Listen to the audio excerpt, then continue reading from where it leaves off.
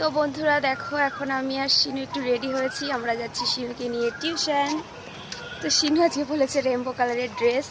তোমাদের দাদা ভাই ডিউটিতে রয়েছে, সেজন্য কিন্তু আমাকেই নিয়ে যেতে হচ্ছে।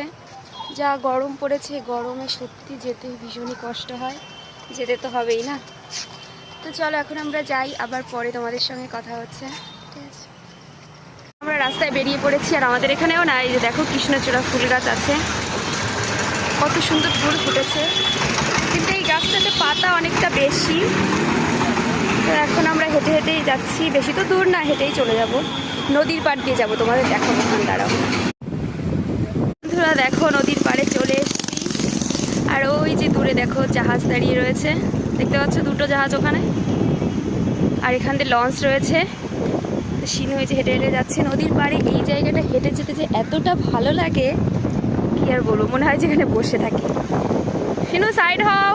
তো এখানে এই যে দেখো অনেকে রয়েছে, এনারা সব দাঁড়িয়ে দাঁড়িয়ে রয়েছে। আর এদিকে লঞ্চ রয়েছে অনেকগুলো, পরে দেখাচ্ছি, তার ওদিকে আরও আছে। তো এখান থেকে দেখো কতটা সুন্দর দেখা যাচ্ছে।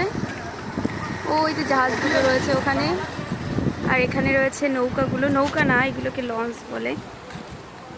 তো সূর্যটা এখন ডুবে যাচ্ছে, আমাদেরও টিউশনের জায়গায় প্রায় চলে এসেছি। শিনু সাইডে আসো।